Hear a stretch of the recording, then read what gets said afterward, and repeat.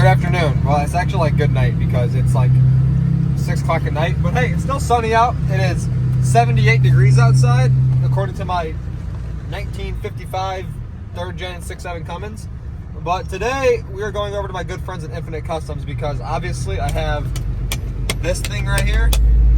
What is that? Why does it do that? Is it just that old? So back in 1955, Dodge decided that they wanted to put a ancient radio inside of it, but I'm sure for the time, this was like a very high-tech radio. Well, obviously Brandon now lives in the 2025 era, and there's a thing called CarPlay and like Bluetooth and like better sound quality than ancient Dodge Ram vehicles. Had to roll my window with the poverty crank. I know, guys, that's going to leave soon. So we're heading over to the boys at Infinite to get a new radio put inside of this thing because I can't do that.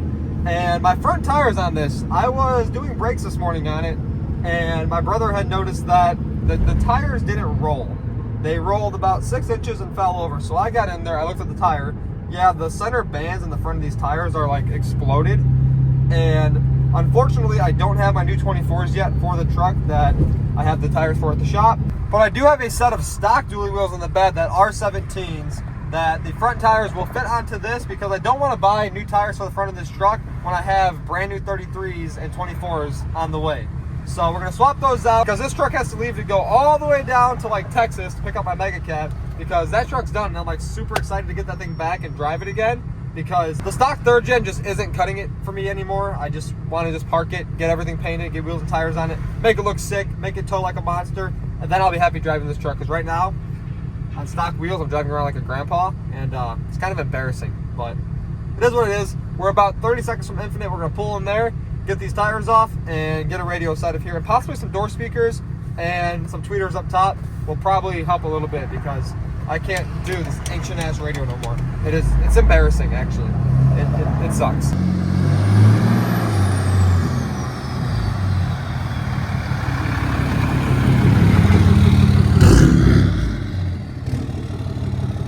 First things first, you know, I don't get my hands dirty. I don't work on my stuff actually, so I gotta put on the rubber gloves or the FWPP gloves. So back here I have a 8x170 stock that I actually blew off the wheel with the Bobcat. Actually, I think I stabbed the fork through this wheel with the Bobcat, and it's now flat. Actually, that one might hold air. I have. Back here I have an inner dually wheel that has a good tire on it, so this will probably be one of our victims for the front of the truck. That tire got stabbed with the Bobcat fork somewhere. Yep, you guys can see. Right here, the Bobcat fork went through that one, so that one's garbage all the way around. That should work. So we'll put the 2 inners on the fronts. I know what you guys may be thinking, why wouldn't you just take the tires and wheels and bolt them on the truck? Well, that lug pattern doesn't bolt onto mine, so that's not going to work.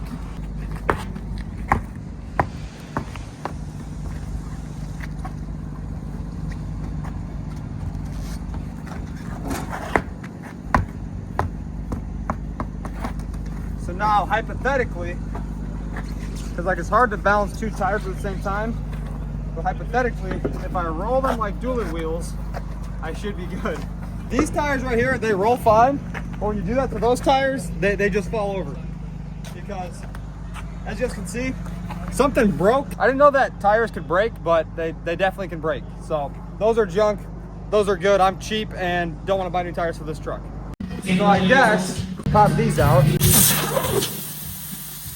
There's a lot of air inside that.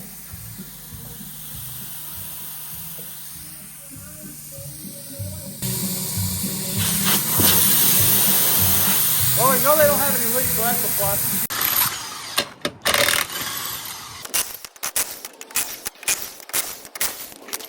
Well, sooner than later, this tire will no longer ever be going back on this truck because we'll have big tires for it.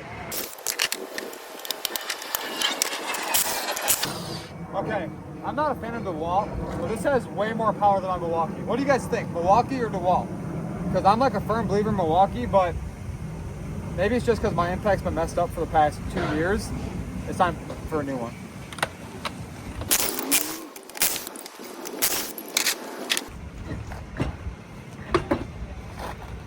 That tire came to stand up on its own. Look at this, watch. You roll it 2 feet.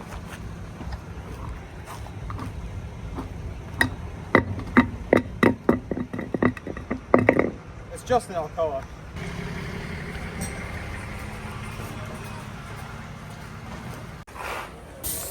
It is literally 80 degrees here. Well, we're in Illinois now, but in Indiana it's 80 degrees today. And I'm learning how to balance my tires. So I mounted these all by myself. My first time actually using a tire machine, I would say, like start to finish. Pretty easy. I need to buy one of those and one of these, but why buy one? You just come to Infinite, they take care of you. Got the tires swapped out. Today's a new day, and driving the truck to Infinite this morning was like a breeze because now it drives literally perfect. Doesn't pull to the right anymore, doesn't wobble at 60 miles an hour. So throwing those tires on for the time being was definitely the move. But as you guys can see, minus the Texas dust on there, getting the radio put inside this thing because obviously I can't do that radio that you cannot change the Bluetooth on. And now we have my bezel out of the truck. Unfortunately, you know, double dins don't come inside third gen, so you have to buy this little adapter plate for it that sits right there for the radio. I know, the wood grain is like very rare, and I love wood grain, and now I have to cut the wood grain. So this will now be a double din radio no matter what. You can never go back to a stock one, but that's fine. Maybe we'll send this little bezel piece down to T-King eventually, have him paint his wood grain on it because he can make it match literally identical to the bezel itself. Basically that goes inside there with this little lip right down into there, and it covers the volume knobs because on the factory ones it's not just a straight radio like the older third gens or the second gens. The knobs are actually like built into the side of the bezel, but with this inside here, cut out that center brace.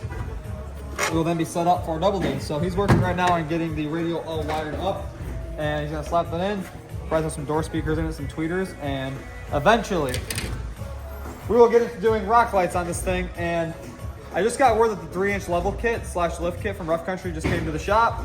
So sooner or later it will be on a little bit of a suspension alter because I can't drive around stock trucks. I'm trying to go as low as possible but still look good. So 24 and a 33 on a 3-inch level lift kit, I would say. Should look pretty sick. I might have to cut the bed on the side for it. I noticed that these things actually unbolt. So if these unbolt fine, I can carefully cut a little bigger of an opening to clear the tire when that's on there. Shouldn't be too bad to do that, but yeah, we're Infinite. It's 80 degrees outside and the weather is finally great, so we can now make better content because filming in the winter sucks. If you guys didn't notice, we're not wearing a GFP shirt today. We're wearing my merchandise. So if you guys want to see merchandise, drop a comment below. I will get a website up for it. Never really pushed merch. I've had it for a long time, but if you guys want merchandise, this is, what is that? Mega Cab. This is a Mega Cab shirt. Obviously the Mega Cab no longer looks like that. I can revise everything, get the third gen that has no name on this shirt, get all the trucks we have in the fleet now on a shirt. We can make a shirt that has a shifter card on it, make a shirt that has the gooseneck on it, whatever you guys want. Drop a comment below, let me know. We're gonna get the sound system inside of this truck. I cannot wait to have Bluetooth and CarPlay, especially since I'm going down to Arkansas with this truck in about 3 days. And yeah, let's get this radio put inside this thing.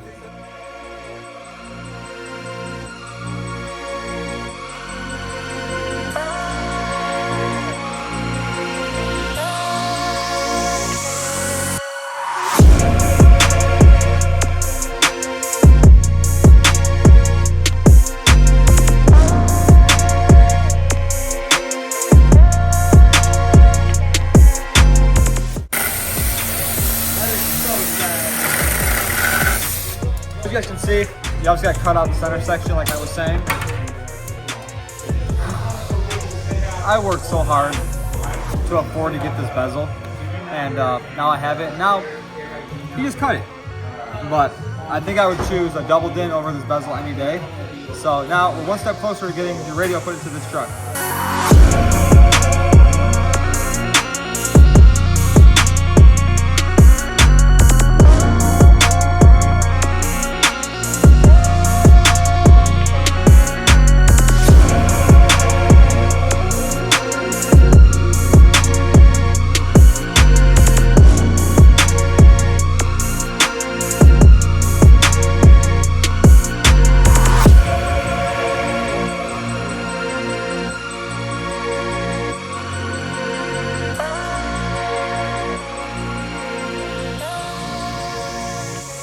We're waiting for the sound system to get done. but I found these nifty things in my bed. I would assume they're for, you know, when the truck breaks down on the side of the highway, because, you know, I break a lot of vehicles, and when I bought the truck, when I bought the bed, these came inside of it. So they probably just knew, like, hey, you know, he's gonna be on the side of the road with a blown out tire, so let's put safety triangles inside of it for him. And there's a spot for a fire putter outer. That's what you want to call them, fire extinguisher, fire putter outer. But yeah, we have safety triangles now. So when we're broken down on the side of the road, we just take our triangles and slowly make our mark. So now when I'm in the right lane on the side of the highway, they're probably actually really reflective at nighttime. You can see these triangles from a mile away, and then, you know, my beautiful third gen Cummins will not get sideswiped. I should name the truck North Star because it already has North Star on the bed, but why they put those in the bed, I don't know. So I changed my mind. I came here for a head unit. Well, you know, Brandon gets very, very sidetracked. And I might have said earlier in the video that I was going to do these, but then I changed my mind and I was like, you know what? I'll wait to do the door speakers until I get the new cap put on it. But then I was like, you know what? No, I'm not putting a head unit in for the speakers to sound the same way. So we actually went ahead and took all these stock speakers out of it and went and got some Scar Audio speakers for it. So I have Scar Audio 6x9 door speakers inside of it, and then their DS18 tweeters up front. And then he got all that stuff out, started working on that. He's just finishing up the passenger side door. And I was like, you know what? I need subs. So I had to order a sub box for it, but I said, let's get everything wired now because my big truck sub box should fit behind the seat. A second gen box should just fit back there. It probably won't look the best, but, you know, I'll at least have subs for my big road trip I'm going on at the end of the week. So now we have all the wiring already ran back here for the subs. Obviously, once I get the box, they'll clean it all up, make it look perfect. But for now, it's already wired up. The bass knob is right here on the floor, so this thing's absolutely gonna bump. He's hooking up that door speaker. I believe this one's already done. And once we have the whole interior complete on this truck with all the black leather, wood grain, black dash, all these black floor trim pieces, we'll throw some Glow Gang Starlight inside of it. And yeah, we'll have this thing lit up like a spaceship, bumping, towing, maybe even change these to white LEDs. I don't know how DOT will like that, but I'll like it, so DOT doesn't matter. Another project I want to do, kind of aside from the audio and interior, is this headache rack. As you guys can see, it sticks way past top of the cab. But obviously, I know how to weld, I know how to fabricate. And in my head, if I go ahead and take this little bottom bar off the headache rack, cut this right here, or wherever looks best, and make the headache rack sit even with the cab, because from the front of it, you know, the headache rack sits pretty high above it. It's kind of hideous, but, you know, it is a very nice bed. I want it to, like, look good, tow good, function good, and just cosmetically and, like, mechanically be structural sound. So that'll get chopped down eventually and lowered, I would say. I don't think it'll be too hard because just cutting this tube won't change the width of it, it'll just change the height. And obviously it's not really that strong on. It's just 4 passes on each side of the square tubing. Slam it down to the ground a little bit, and yeah, maybe cut out the center of it and do a different setup in the middle of it for the rear slider I'm going to put inside the truck. As you guys see in the cab I had, I decided to shatter the back window out of it. But we got a lot of plans for this truck. We pull up to Infinite, they always get us right, and then we back out, go home bumping, or lit up like a spaceship, or new wheels and tires, or a fresh detail. So if you guys are in the area of like Indiana, Oak Lawn, Illinois, Chicago, be sure to stop over here at Infinite Customs. They got literally everything. I mean, boxes upon boxes of everything you can think of. Everything for audio, you know. It's all the best of the best material you can use when it comes to your sound systems.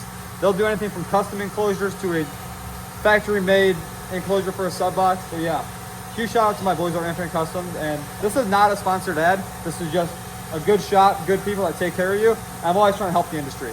So he is just about finished up with this truck. I can't wait to hear how it sounds when we're on our way back home. So we have gotten the truck back from Infinite Customs, and the sound system is literally amazing. Their work that they do is always perfect. So underneath the hood here, we have our wiring for the sub and amp, and that's all ran nicely, all covered up. Looks like a factory wire inside of there. We come inside the truck, we have both door speakers done. You guys can't really see them behind the door panel. We have DS18 tweeters up there. a whole head unit with that ugly bezel piece I got on Amazon to hold the double din. Behind the seat we have Scar subs, 210s. This is actually the box out of my big truck because I'm waiting on a custom sub box to come in for behind the seat of this truck. Really quick, I guess we might as well attempt to not get copyrighted by YouTube.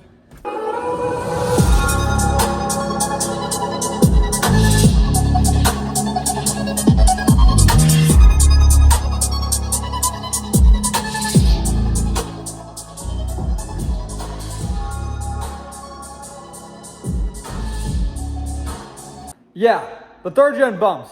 But anyways, I have one more project I want to do before this video ends that I actually love doing to all of my vehicles. That includes the floor mats of your truck. As you guys seen in the last video, I did LED headlights in my mother's, I don't know if you can call it a 5th gen. Is this considered a 5th gen? It's a 2020 or 2019 Ram 1500. It obviously has the Hemi, whatever that's called, 5.7 Hemi. I think that's how you say it. But we did LED headlights inside of it because she's blinder than a bat at 40 years old. So now she can only see at nighttime. But today we have a package from our good friends over at Lasfit because the floor mats inside these trucks are horrendous.